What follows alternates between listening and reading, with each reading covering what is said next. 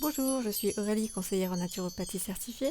Dans la suite de notre série de podcasts sur le pouvoir du psychique sur notre corps, aujourd'hui nous allons aborder le thème de l'épigénétique. L'épigénétique est la science qui étudie l'activité des gènes et leurs changements au fil des générations sans faire appel à des mutations de l'ADN. Depuis les dernières décennies, la recherche sur ce sujet a beaucoup avancé, notamment avec les expériences faites sur les cellules énucléées. En effet, des cellules dont on avait retiré les noyaux se sont avérées tout à fait viables en l'absence de ceux-ci. Les chercheurs en ont conclu que le noyau de la cellule n'était pas le cerveau de la cellule comme ils le pensaient. Le déterminisme génétique, la croyance selon laquelle les gènes contrôlent le vivant, est donc remise en cause. Des études faites sur les protéines régulatrices révèlent qu'il existe 2000 variantes de protéines à partir d'une même matrice génétique. Qu'est-ce qui les différencie ? Ce sont leurs environnements respectifs.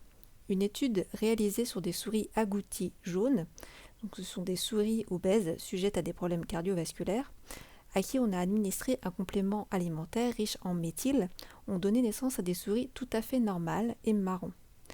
Le groupe de souris agouties qui n'a pas été supplémenté a engendré des petits à leur image, donc obèses. Cette expérience prouve qu'un environnement enrichi peut annuler les mutations génétiques chez la souris. D'autres études ont été réalisées et montrent que seulement 5% des cancers ou maladies cardiovasculaires sont causés par l'hérédité et que 95% des cancers du sein ne sont pas transmis génétiquement. Bruce Lipton déclare que, je cite, « La cause de 90% des maladies cardiovasculaires n'est pas attribuable à un dysfonctionnement organique des mécanismes de la cellule, mais plutôt à une réaction comportementale induite par des signaux environnementaux diffusés dans le sang. » Fin de citation. Aujourd'hui, la majorité des maladies est le résultat d'un style de vie. L'alimentation, le stress sont donc des facteurs susceptibles de modifier le caractère de nos gènes. Mais ça ne s'arrête pas là. Thomas Verny, psychiatre prénatal, affirme, je cite, « Une analyse des articles publiés en cours de plusieurs décennies, et considérés comme sérieux, ont établi que les parents ont une énorme influence sur le potentiel mental et physique des enfants qu'ils élèvent. » Fin de citation. Cette influence ne commencerait pas seulement après la naissance, mais aussi avant. La vie dans l'utérus définit nos potentielles maladies. Une mère qui nourrit mal son enfant, qui vit dans un environnement malsain et qui est stressée apportera à son bébé de futures maladies chroniques.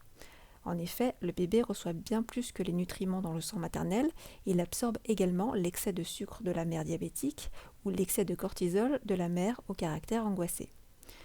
Dans ce dernier cas, le stress va agir sur le fœtus comme sur la mère. Le cerveau va mettre en place un réflexe de survie qui va modifier la distribution du flux sanguin chez le fœtus et donc modifier le caractère physiologique de son enfant. Bruce Lipton met en avant également le subconscient, que l'on a déjà vu dans un précédent podcast, et qui est aussi responsable des changements de caractère de nos gènes. Par exemple, les bébés savent nager dès leur naissance, c'est quelque chose d'inné, et pourtant en grandissant, les enfants doivent apprendre à nager. Mais ils acquièrent souvent la peur de l'eau. En effet, les enfants apprennent de leurs parents, ils apprennent par l'observation, et ont intégré le fait que l'eau est potentiellement dangereuse. Les parents leur ont appris de ne pas rester sans surveillance à la piscine par exemple. Le cerveau a la possibilité d'acquérir tout un tas de perceptions qu'il choisira d'assimiler. Il suffit pour ce faire qu'il considère les perceptions des autres comme des vérités pour qu'elles s'ancrent dans le cerveau et deviennent ses propres vérités. Elles sont stockées dans notre subconscient comme un nouveau fichier dans un ordinateur. Le problème qui se pose, c'est que toutes ces vérités ne sont pas exactes. Elles peuvent nous conduire à des comportements inappropriés ou restreints. Lorsque les parents assènent à leurs enfants des paroles telles que « tu es stupide, tu n'y arriveras jamais », ces mots sont cristallisés dans le cerveau de l'enfant, dans son subconscient, et ceci à vie. Le subconscient est un disque dur programmable. Tous les programmes sont téléchargés depuis l'enfance. Il est notre pilote automatique. C'est lui qui conduit la voiture quand nous sommes plongés dans une conversation. C'est lui qui évite une balle qui arrive sur nous, par exemple.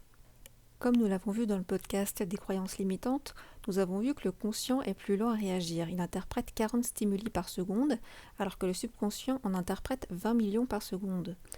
Nos actions et nos comportements sont pilotés à 95% par le subconscient, d'où l'importance d'avoir de bonnes programmations de base, et celle-ci passe par une programmation prénatale saine et une enfance sans croyances limitantes.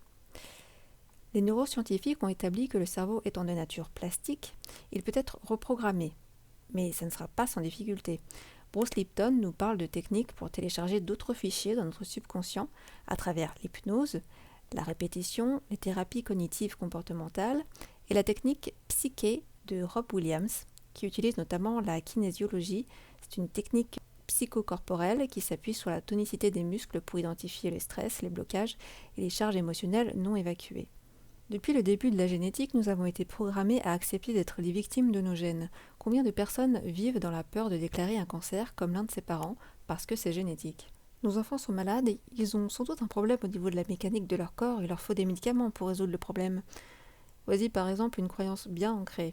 Regardons plutôt du côté des causes mentales, physiques, émotives ou spirituelles. Grâce aux techniques évoquées par Bruce Lipton, nous pouvons changer notre façon de penser et ainsi agir sur notre santé. La naturopathie peut venir en complémentarité pour apaiser certains états mentaux par l'utilisation de plantes, mais aussi des techniques qui agiront directement sur le mental. Et c'est ce que nous verrons dans un prochain podcast où nous verrons les solutions apportées par la naturopathie sur le travail du mental. Nous verrons toutes les techniques et les outils qui permettent de jouer un rôle sur notre mental. En attendant, je vous souhaite une belle journée. Si vous avez des questions ou des remarques, n'hésitez pas à les laisser en commentaire. J'y répondrai avec plaisir et je vous dis à bientôt.